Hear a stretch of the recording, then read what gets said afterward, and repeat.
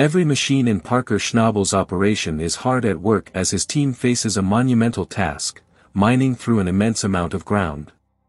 With a target of 10,000 ounces per year to sustain the project's success, there's no time to waste. Parker's crew is determined to extract $25 million in gold this season, but achieving this depends on a critical section of the claim, the long cut. The long cut presents significant challenges. As Parker explains, it's the only piece of ground we have anywhere near pay. However, when the team started mining, they discovered the area wasn't ready.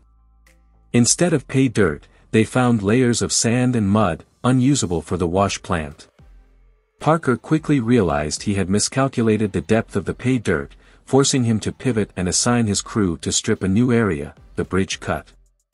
Unfortunately, frozen pits halted their progress, leaving them no choice but to return to the long cut. Determined to salvage the operation, Parker devised a new plan.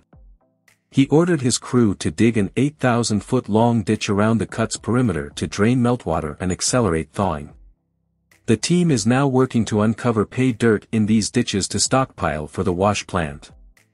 Foreman Mitch Blaschke leads the effort, breaking through permafrost with the only machine available for the task, a 480 excavator equipped with a custom ripper, aptly named the Devil's Finger.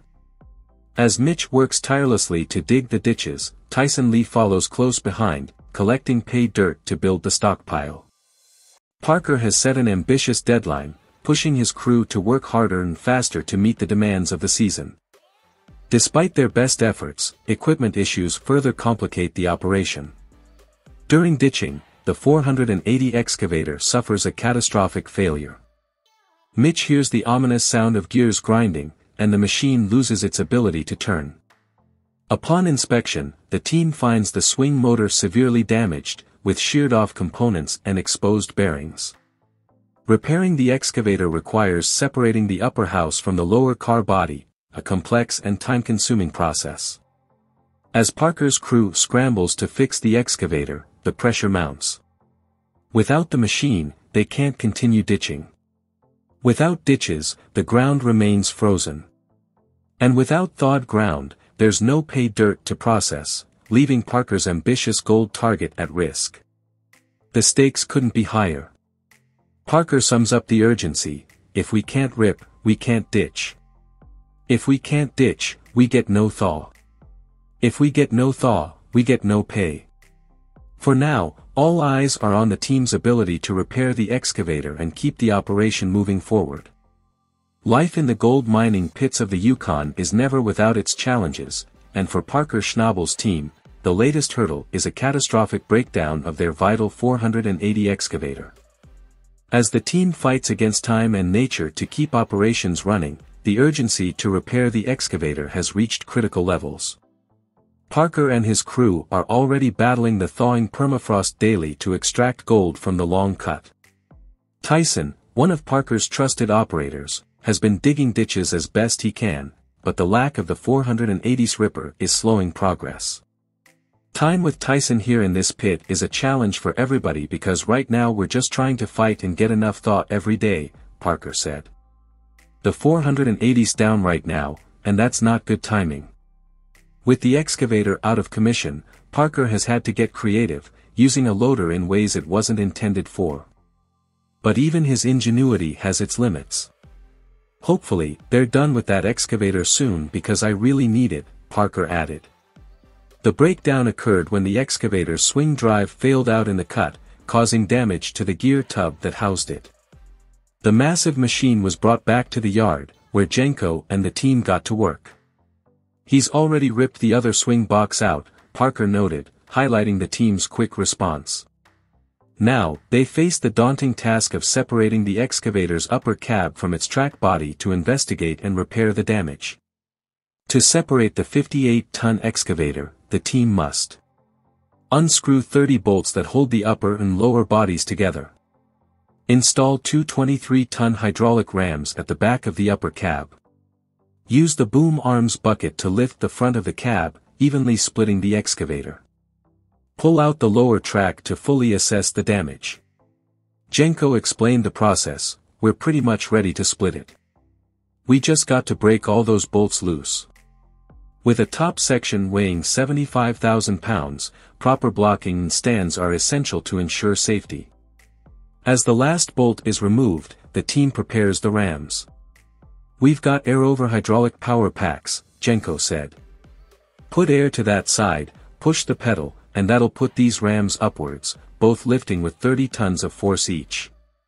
The stakes are high, with every delay impacting the operation's profitability. Parker's crew knows the importance of getting the 480 excavator back in action. Let's get after it because I know they want this thing back in the cut as quick as possible, Parker urged his team. The intense focus and teamwork required to tackle such a significant repair highlight the resilience and determination of Parker's crew. While the challenges of gold mining are immense, it's the ability to overcome setbacks like these that make their efforts truly remarkable. As Parker Schnabel and his crew continue their uphill battle in the Klondike, it's clear the challenges are mounting. The catastrophic breakdown of the 480 excavator has thrown a wrench in their operations, and the team is racing against time to get it back up and running. But even after repairing the swing box, a repair that cost a staggering $203,000, new hurdles await. The frozen ground beneath their feet presents another formidable obstacle, leaving Parker and his team with no gold to process this week. The gravity of the situation weighs heavily on Parker. We've got a lot of problems, he admits to Chris Domet, reflecting on the mounting difficulties.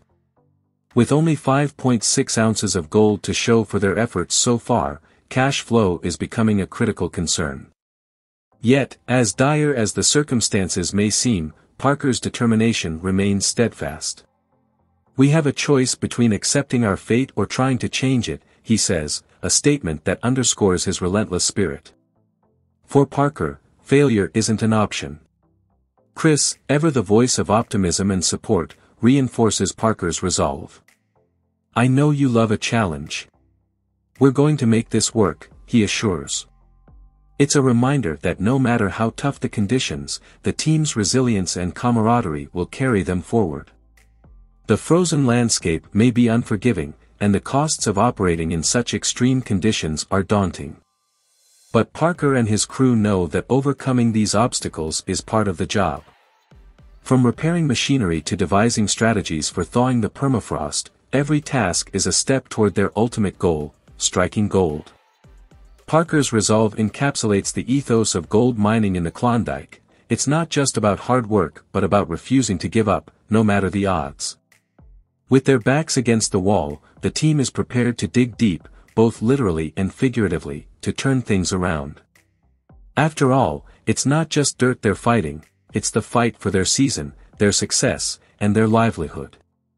Though the path ahead is fraught with challenges, one thing is certain, Parker's crew will keep pushing forward, proving that perseverance and teamwork can conquer even the harshest of conditions.